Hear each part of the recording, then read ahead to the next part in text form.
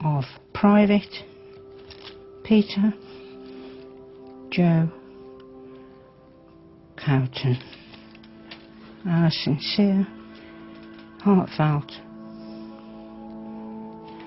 condolences at this sad time. And then I'll put parents of Sergeant John Jones, killed in Iraq, 2005. I was with my mum and dad, most definitely. They'll look after him till I go up there. If I go up there. I hope I do. I've been ever so good. And where is there? A nice place up in heaven, with James Blunt singing, because I love him. Carol often seems like very sort of happy and... Oh yes. She's got a good sense of humour about everything. Oh she has, yeah. It's a front. Do you think? I mean, she's angry underneath. Oh yeah. I think that's a front. I do. So why does she do that then? It's just her way of coping.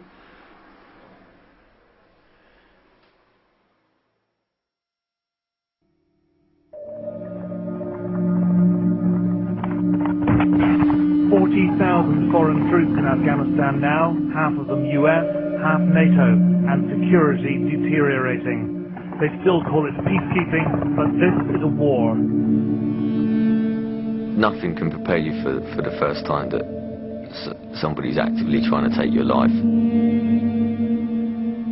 We deployed into a small village, and we were talking quite happily with the local Afghans. And it was only as we deployed out of the village that we came under an ambush. Your training kicks in instantly. I was under fire from an RPG team, and to encourage my Afghan soldiers to extract out of the killing area with me, and to get up and actually fire their weapons, I took it upon myself to fire my weapon and knowingly took somebody's life. And what was that like for you?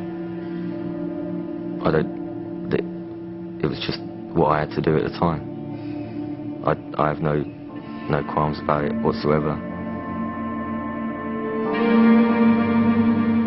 That lad in front of me got blown up, and to see someone get blown up like that, and what's left of him, was absolutely horrific. He was making some of the most horrendous sounds I've ever heard in my life, and I think will haunt me forever, them sounds. I think what it is, his airways collapsing. So it's really bad. All his clothes had been totally, completely blown off him. I think his penis was like split in half. It was horrible. Some of his testicles ran out. He lost a lot of his fingers, and his thumbs were gone. And you can imagine, like, the bodies are like rocks, like large pebbles. When they're blast up, they were like they go under your skin. So you can imagine, like, your skin being ripped away and there, like, rocks underneath your skin.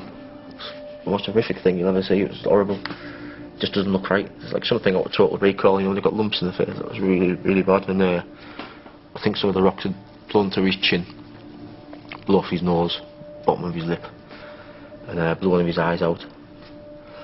It must have been a no-brainer, you know. He was never going to live, but you have to try.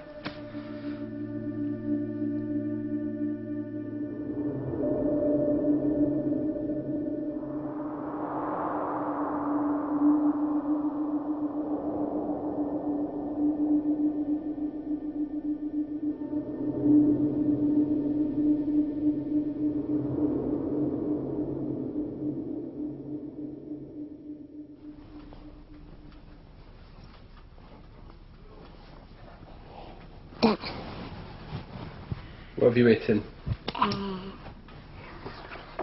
I love my daddy and my mummy. I love you, daddy and mummy. My daddy is my best dad. And who's this? My daddy. Do you know what your daddy was doing in Iraq? Yes, he was shooting people, and do you know how he died? Somebody put a bomb under the car. They was being naughty and put a bomb under the car. That's when I was opening all my Christmas presents. That's the last Christmas that we had together, when we had our white settee. And that's when he was army, in Iraq. That's when he was where? Iraq. And that's when he was going to shoot somebody. And that's when we was on our holiday together with that there. That's our last holiday, I think. And that one is when he was posing, he was posing by himself. And that is when he was holding Mummy and Daddy both together. That's when he was died and he's in the box. He was up heaven, and that's when he was dead. And do you know what happens when somebody dies? Yeah, they go to, if they're naughty, they go to hell, and if they're good, they go to heaven. Hell is a very boring place. You can't fight. All you need to do is sit there. And what about heaven? What's heaven like? It's really nice. You get to do everything. Guess what my mum said once about him? He would wish for a crispy duck. So, because crispy duck was his favourite? Yeah. So you think he'll be eating a lot of crispy duck now? Yeah. And he wouldn't share it. I went to play a song about my daddy that I'm still learning it, but I can play it a little bit. Okay. It's like a Twinkle Twinkle Little Star one, but it mentions Daddy in it. I made it up, but it's like Twinkle, twinkle, little star, how I wonder what you are. Up above the world so high, I love Daddy in the sky.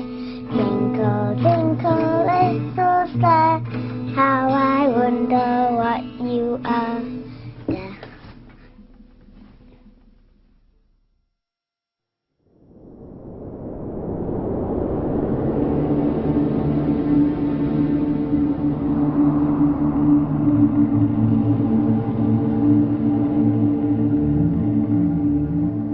My excitement for the Iraq tour wasn't matched with the rest of the guys in my battalion, because where I deployed to Afghanistan with people I didn't know, meeting new people, doing new challenges, but predominantly being on my own, this time round I go to Iraq and I'll be with my brother and my close friends, and that was different for me. I felt differently about it, and Worried?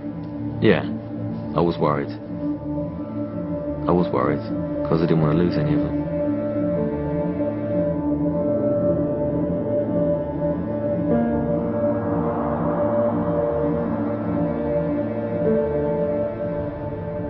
Did you go to Iraq knowing that you would take casualties? Yes, and I formed the battalion up on the square in Bulford before we left, and we took a photograph of everybody, and I said to them when they were all stood there in their ranks, look around you, because not everybody will be coming home.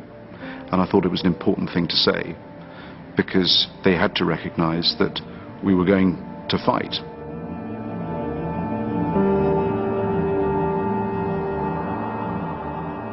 Every time you said goodbye to someone, you really meant it. You give everyone a hug, and I've never seen that before amongst men. I've never seen that like it. I remember seeing our kid and I said, see you later, bro. The first time I told him I loved him, and the first time he told me he loved me without writing it down. I love you, bro. I'm like, it's fucking, you gotta go for a little walk around the corner, you know what I mean, to get you. And then we jumped on the wagons, got in the helicopter, and that was us.